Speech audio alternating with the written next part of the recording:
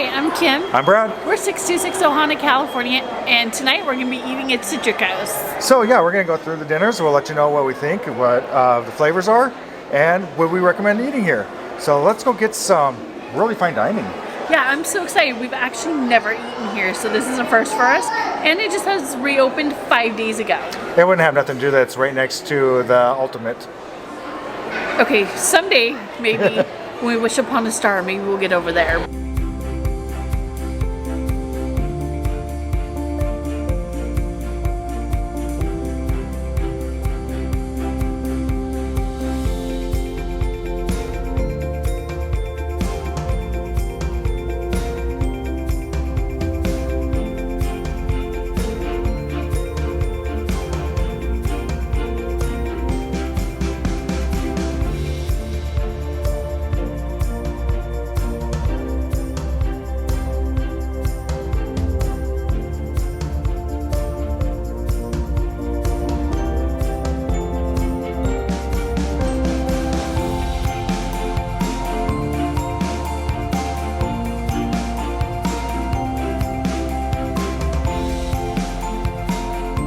As you can see, We're back. we're back. We're at the Grand Floridian. Unfortunately, we had to catch a bus to get back quickly. As far as the restaurant is, we walked in. It's beautifully designed, and it has a elegance of Mary Poppins Everywhere. feel, and I just loved it. It's practically perfect in every way. No, it was really a nice English feeling with a lot of Mary Poppins that was subduedly put in. Yeah, it wasn't over the top, but it was definitely nicely done, elegantly. Like the painting I'm showing you right now was something that I looked at and I'm like, oh, wait a minute, that's from Mary Poppins. That's from Cherry Lane. Yeah. The chairs, everything. And of course, when we walked in, they had her hat, coat rack, and her umbrella. And The parrot umbrella. And the penguins down below. Yeah, but I did notice the penguins were blue and black, which I thought was kind of interesting. Let's start out with what we ordered for drinks. Okay, I had a passion margarita, and I'm always weary about getting a margarita because sometimes if they're really strong, they can really kind of take you for a ride with the tequila. But you know what? It was really good. It was a mango, like, passion fruit. It had a mango puree, and it was awesome. But the interesting part was they had, like, passion boba balls, which were really good and interesting because I've never had boba balls in a margarita before. So maybe I should explain my passion margarita. Juan Julio Respirado with Chef Orange Reduction passion fruit and passion fruit pearls. Okay, so they're calling them pearls, not boba balls, but they remind me of boba balls. Yeah, I think Raleigh she even called them boba balls, our waitress. Yeah, they do remind me, like, if you get, like, the salads and kind of like the same thing at, like, Night Blossoms at Pandora, kind of like boba balls. Yeah, then I had a beer, which was St. Bernard's Ab 12 Abbey Ale, which was a good ale. It was a darker, heavier ale. And so if you like dark ales, I like it. And it was good ale, so I was happy with it. As far as Hayden, he had a Shirley Temple, and Donna had a Chardonnay. So let's go ahead and go to what we started with. So I've had the strawberry salad, which sounds kind of interesting, and let me tell you exactly what's in it. It's a chamomile infused goat cheese, frisee lettuce, bacon vinaigrette, and spiced sunflower seeds. And really, I'm not a fan of goat cheese. I do not like goat cheese. The chamomile really kind of mellowed it out. Then the jelly and the strawberries, that flavor, kind of mixed it all in together, made it really taste really good. You didn't have that bite in the back of your mouth like you normally do with goat cheese. It wasn't too overly sweet, but it was well balanced. It had great flavor with the salad. I was extremely happy and extremely surprised by it. Okay, so the first thing is my mom and Hayden both ordered the smoked duck breast, which is and it came with a fresh tagliatelle pasta, celeriac puree, and duck confit. And I had a bite of it. It was really, that smoky flavor really came through. It was excellent. We all three loved it. Yeah, I would have eaten it, but I don't care for duck. And my mother-in-law really loved the pasta that was with it. Oh yeah, she actually ate most of Hayden's too. Hayden's like, okay, it's pasta. I like the duck. I had the citrus cured hamachi, and it's a passion fruit. It came with a passion fruit knock chum and a compressed star fruit, which was kind of garnished on the side, a pasilla oil and blood orange puffed tapioca. It was excellent. I really enjoyed the dish. I like sushi. I like fishy fish. It is a little strong. So my mom and Hayden didn't really care for it. But I, on the other hand, loved it. So I think it kind of depends on a personal taste there. It could go either way. Okay, let's go from fishy fish to your fish. Okay, so I got the domestic golden tilefish, and Hayden did as well.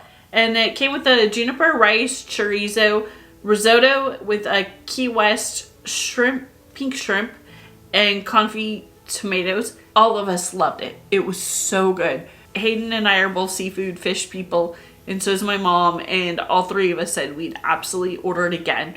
Now, talking to your mom, she got the other fish dish, which was a butter poached Florida chobia, and it came with a mashed fingerling potatoes, grilled asparagus, local mushrooms, and grapefruit bière blanc. I actually preferred the chobia over the tilefish, but that was just me. I was the only one that felt that way, but both dishes were excellent. Yeah, Hayden and Donna both liked the tilefish. Yeah, you liked the other one, which ironically you ordered the tilefish. Right, and it's kind of interesting because the chobia was more of what they kind of said, like a fish steak in a way. To me, it was a little bit, I think it had a little slightly fishier taste, and I tend to gravitate towards that more, so that was a personal choice. I think the tilefish was a lot more mild. Yeah, the tilefish looked like more of a white flaky fish. It was. I didn't have any Still of it. great dish. Both are great. Okay. So let's go to what I did have. It was the Guava barbecued short ribs, which really kind of blew me away. I didn't know what to expect. It had aged cheddar creamy grits with roasted poblano, the chorizo slaw, and Brussels sprouts. But the whatever they used that's on the outside of the barbecuing, it was almost like a different barbecue sauce. And I almost say it had a great flavor. It almost kind of a chocolate, like a maybe chocolate flavor, would you say? I don't know. I think there was a guava. Yeah, it's a guava. Okay. So I had that guava flavor.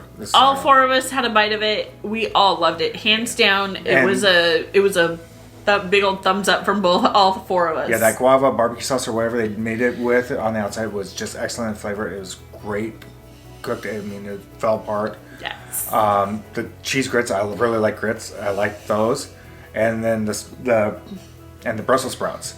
Hayden and I both really like Brussels sprouts. They're not that really soft mushy. They were pan seared type of with that crispy and that great flavor to them, and I really liked them.